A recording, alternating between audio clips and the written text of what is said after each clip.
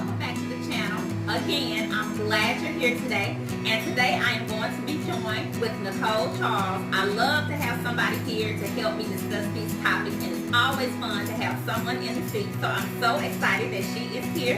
And we are going to discuss reparations and if reparations will address the issues that the Black community faces. So I'm looking forward to the conversation. You guys stick around. So welcome to the table. Thank you for having me.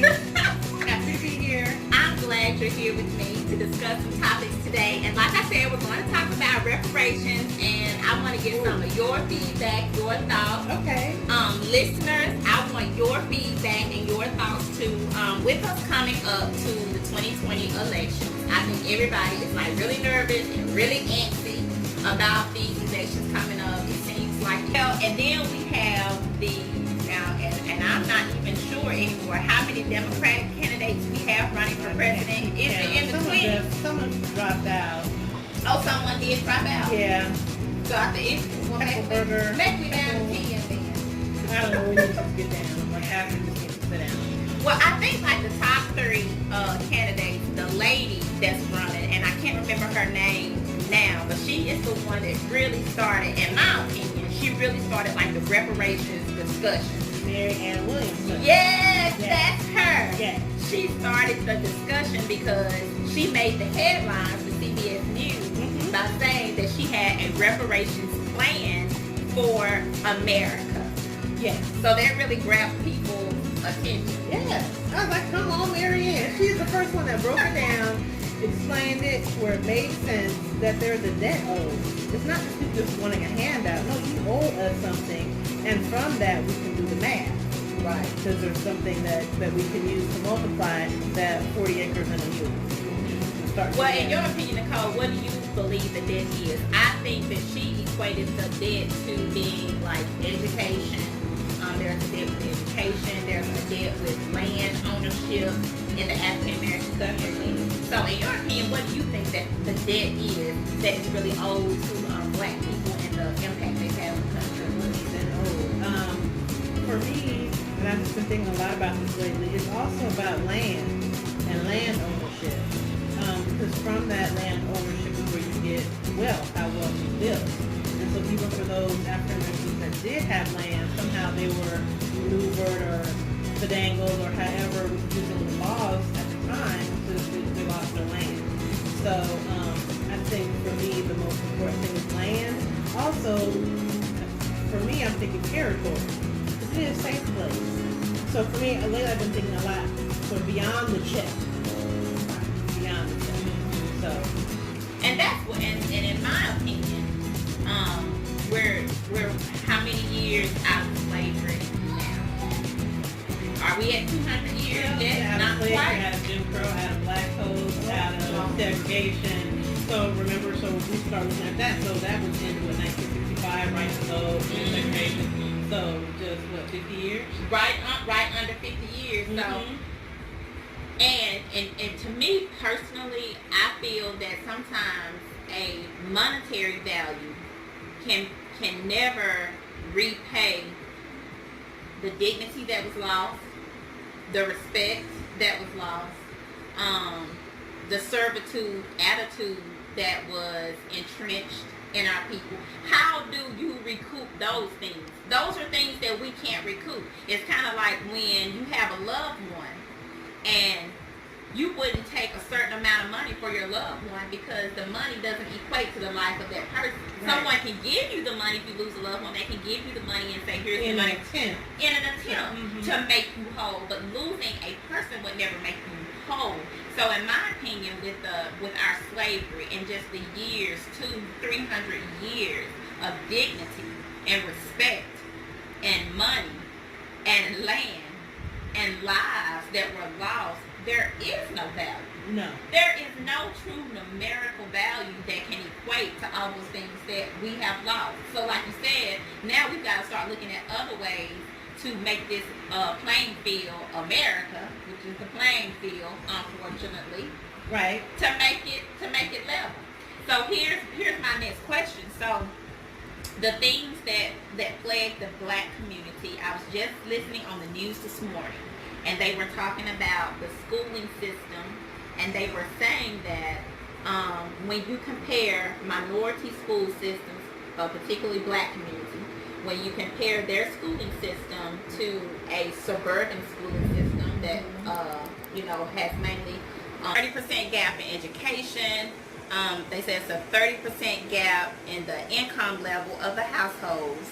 And I can't remember now, and there was a significant gap in the education level of the parents in the household. So whereas maybe in the suburban community, you have 60% of the people have graduated from college. In the inner city school systems, you probably have 20%. So, and I think every parent who participates in school system these days know that the parents, we are the driving force behind the education system.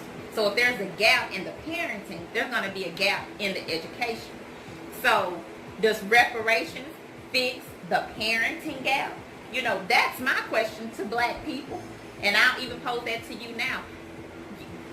Will reparations fix the parenting gap that will ultimately fix the school gap and education gap that we have?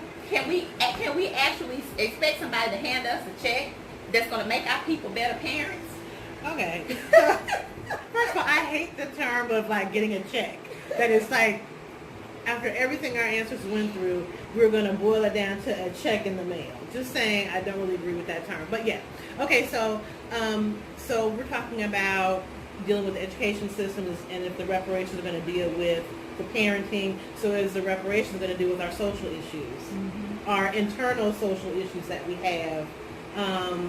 And I've thought a lot about that. The only thing I think we can do is to try to create program systems for the re-education of our people. Yeah. So we can deal with our education, we can deal with crime, we can deal with our own internal issues.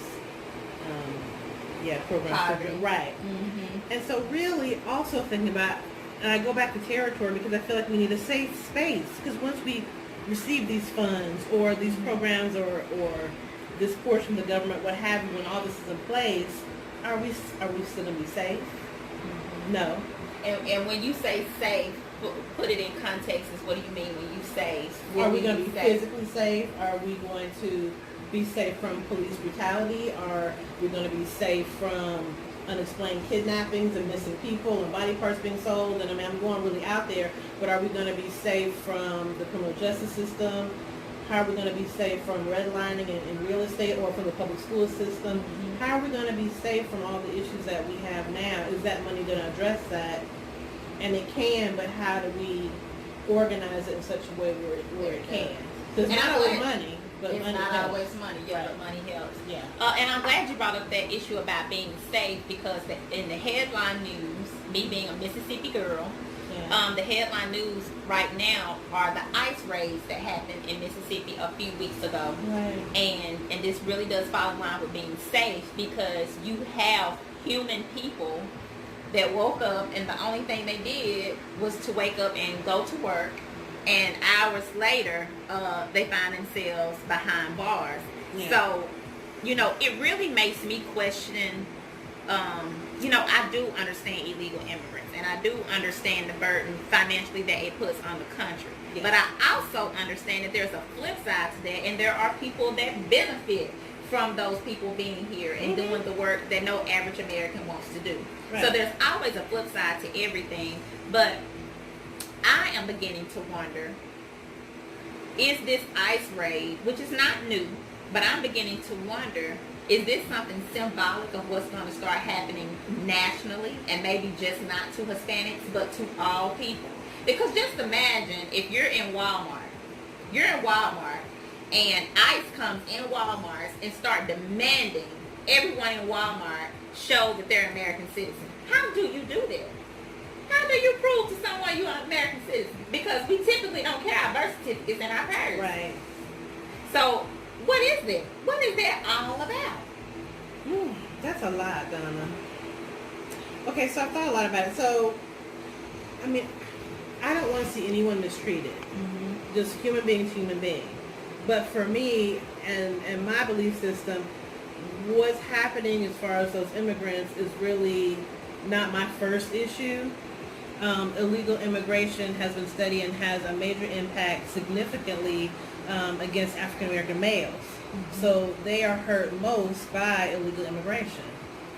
So if you're not here legally, then you need to be in some kind of process to become legal, or you gotta go. Mm-hmm. But as far as the way that this is being done, I don't agree. The inhumanity, I don't agree. There has to be a process, which everyone just keeps saying, but that process needs to be put in place. We are a class that's never been able to really just dig our heels in and get to where we want it to be, because when we get to point A, when we get to point A, it's like, hold up, wait a minute, stop, oh, wait a minute, oh, they said that you can vote. No, not going to let y'all vote anymore. The playing field changes. Every time. So now that we're educated, we're upwardly mobile, now it's IA that we have to contend with, and computers taking over, and it's always now there's billionaires that are running, the whole world, and they're only behind the scenes. How do you compete with all that? How do you compete with that? How do you compete with unhidden hands? So I really want to, I hope everyone who's listening, I hope that you all see the multiple layers of this onion that we've only just hit the iceberg in this brief conversation. It's so many layers to this, because we do have poverty in our community. We have one of the higher poverty rates in the African American community. We do have one of the higher imprisonment rates among males in our community. Our education systems are typically subpar at best, because that goes back to that documentary that I shared with you on the schools in Detroit. Yes. I mean, in the 21st century, the schooling system there is what's the word to describe it? Horrible. I mean, what's the word? I know. I don't even know a word to describe a schooling system like that in 2014. I think that's when that documentary was done. There's no excuse. No excuse. And even I think of Ferguson as well. I mean, not Ferguson. Flint, Michigan. Flint, Michigan. Too. Flint, Michigan. There's still the water situation that, I mean. What? And it baffles me that we have all of these issues, and our community, you can pretty much say, is silent. Right. Their social media doesn't count. Yeah, social media doesn't count, because those are people that want to just only get likes and increase their followers. But as far as boots on the ground, things being done, it's really, we have a lot of billionaires in our community. Jay-Z's a new billionaire. Oprah's a billionaire. Yeah. Who else? We should have Googled up the billionaire list. Yeah. We got some billionaires in our community for There's sure. money. And not even including those billionaires. Thank you. And you have the guy that did the commencement speech that paid off everyone's debt. Right. I don't remember his name. I don't remember his name, but I know everyone saw that on social media. He has his own media and publications company, and he is a billionaire. So there are influential people in our community. For one thing, our community doesn't shine a light on people that are educated or people that have their own businesses. We only shine a light on things that are really glitzy and glamorous. We don't shine a light on people and the hard work that they put in. Yeah. Not saying the glitzy and glamour, they right. pay some